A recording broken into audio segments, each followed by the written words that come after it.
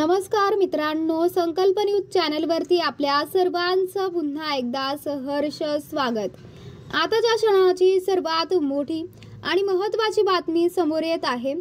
सविस्तर बातमी जाणून घेण्यापूर्वी आपण जर चॅनलवरती नवीन असाल तर चॅनलला सबस्क्राइब करा, बेल आयकॉन प्रेस करा।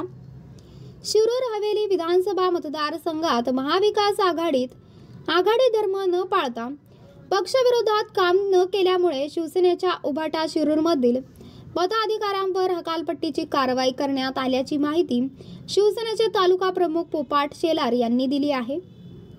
महाविकास आघाडीमध्ये शिवसेना उभाटा महत्त्वाची भूमिका बजावत आहेत, परंतु तालुक्यातील पक्षाचे माजी शहर प्रमुख तथा तालुका सल्लागार सुनील जाधव, विभाग प्रमुख भीमराव कुदळे, युवासेना तालुका अधिकारी विजय लोखंडे, युवासेना शिरूर शहर अधिकारी स्वप्नील रेड्डी यांनी आघाडी धर्म न पाळता पक्षविरोधी काम केले आहे। त्यामुळे तालुका पक्ष प्रमुख पोपाट शेलार यांनी त्यांची पक्षातून हकालपट्टी केली आहे।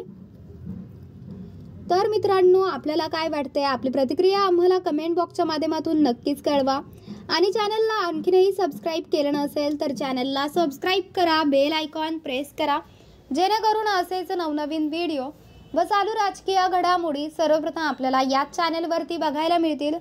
भेटूयात पुढच्या व्हिडिओस, तोपर्यंत धन्यवाद। जय महाराष्ट्र।